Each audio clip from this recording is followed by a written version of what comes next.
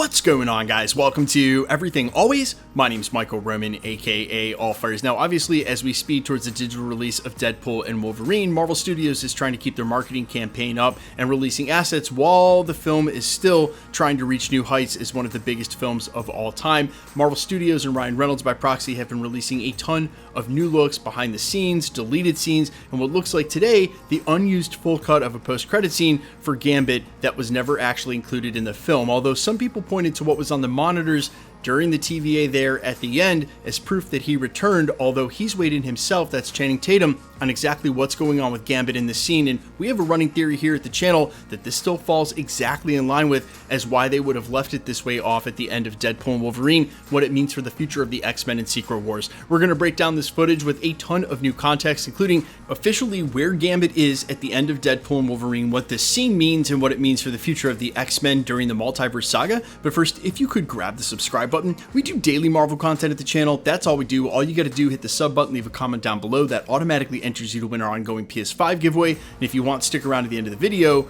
We get into all the giveaway stuff again there. Okay, so before the scene was ever actually released this morning, we knew exactly what happened with Gambit, and more specifically where he was at the end of Deadpool and Wolverine when the movie finished, because someone asked Channing Tatum this point blank in an interview. He had no problem sharing. He confirmed that Gambit was most definitely still in the void.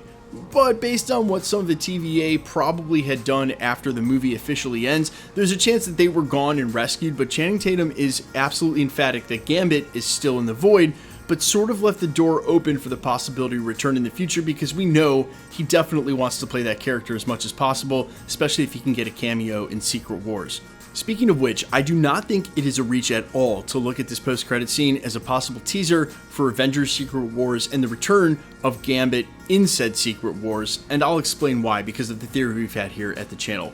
Marvel Studios only has so much narrative ground that they can cover and so many projects to do it in, meaning the constraints are really twofold. Let's say that they're going to put out 3 movies around Doomsday and Avengers Secret Wars that they haven't announced yet. One of them is Spider-Man. The other 2 could be Thor 5, Doctor Strange 3, Shang-Chi 2. Take your pick.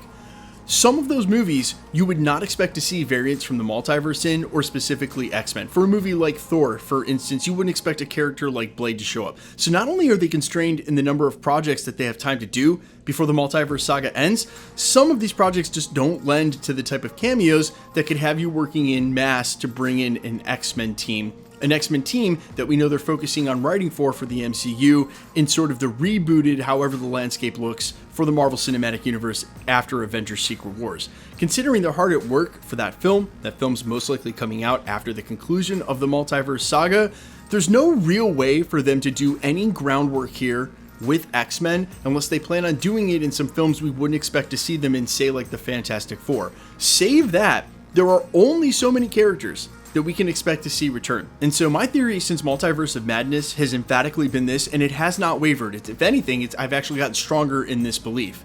If you saw a character at any point during the Multiverse Saga, those are the characters that will be returning for Avengers Secret Wars. It doesn't mean that some characters like say Nick Cage's Ghost Rider won't show up. We know that there's concept art that just got released for Deadpool and Wolverine that showed that they tried to go for that. But if they did show up during the Multiverse Saga, expect them to be back. So Kelsey Grammer's Beast got about, 30 seconds of screen time with a couple lines of dialogue at the end of the Marvels in the post-credit scene. He'll be there.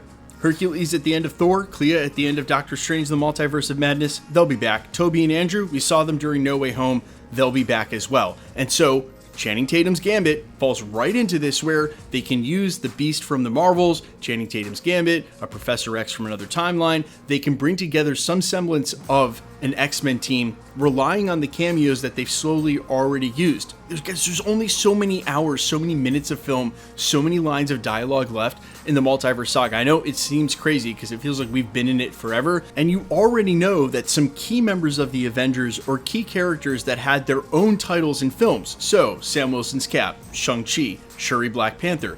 These are the characters who are going to be prioritized. Spider-Man, RDJ's Doctor Doom, they're going to have a majority of the dialogue, right? Because when we get to a portal scene, whatever that's going to look like at the end of Avengers Secret Wars, the reason portals mattered in Avengers Endgame is because outside of some of the armies, the people coming out of the portals we knew intrinsically from their films through and through. We had been on a journey with them. There was a huge emotional connection, and now getting to see them all together. If Marvel Studios has a portal scene of some kind, and then characters are showing up for the very first time and out of context, it's just not going to feel as good. It's not going to be the kind of poignant moment that the Russos are looking to do if they even want to have a chance of topping Avengers Endgame. So you have to look at this for what it is, and what it is when you get a Channing Tatum Gambit that we know wasn't killed off, when you get Kelsey Grammer's Beast for 30 seconds in a post-credit scene, Hercules, Clea, Scar, this is Marvel doing the best they can to use the real estate they've got in the projects they've got to introduce characters when it makes sense, so that at least we've seen them somewhat, not just for the very first time and right there at the end of the Multiverse Saga. Would it be cool to see Nicolas Cage back as Ghost Rider? Of course it would, but I would prefer to see him in action and in interacting rather than, again, just pouring out of a portal and fighting Doctor Doom when we haven't seen him once yet in the MCU. And this doesn't mean that Marvel's job is easy. In fact, Marvel's job is almost impossible. Kevin Feige has a direct quote talking about this, how obviously, quote, there can't be 100,000 characters in these two Avengers movies. Some decisions are going to have to be made, but I don't see how A, they avoid doing 3-hour films, and B, they avoid not splitting Avengers Secret Wars into 2 movies, which still may be an announcement on the horizon. I just feel like they would have gotten to that and during the San Diego Comic-Con. It's going to be quite a trick for McFeely, who's writing these scripts. I can't wait to see what they do with the characters, but at least they've hired the Russos, who to date have the most experience handling ensembles this big, and credit where credit's due, they know when not to use a character more than use a character. That's why they basically wrote off Captain Marvel for a majority of Avengers Endgame and weren't willing to basically deal with her character for this exact reason. So expect there to be some real cuts as far as characters, but for that end scene, that, hey, everybody's showing up to face off against Doctor Doom, if they showed up in the Multiverse Saga, Channing Tatum's Gambit, Scar, Clea, it doesn't matter how much or how little they had on screen. If they've already shown up, you can definitely count on them to show up alongside whoever else. Because let's face it, guys, Marvel does not have enough time to explore that many more characters in the limited films that they haven't announced yet. You guys let me know all your thoughts, though, down below. And if you got to pick what those couple of films from Marvel Studios around Avengers 5 are, what are you going with? Thor 5 and Doctor Strange 3 for me, for sure, but I know there's a really compelling argument for Shang-Chi 2, considering what we've heard about behind the scenes with Destin Daniel Cretton rapping on Wonder Man. I think there's a good chance it's going to be Shang-Chi. You guys let me know your thoughts down below quickly. Let's get into the giveaway stuff. Still giving away PS5s.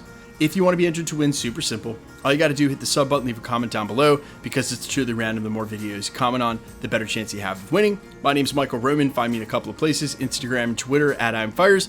You can also find me on Spotify, YouTube, Amazon, Apple, iTunes, wherever you listen to original music under the name Allfires. While I sincerely appreciate you checking my music out, thanks for checking this channel out. Stick around. We'll be posting again real soon.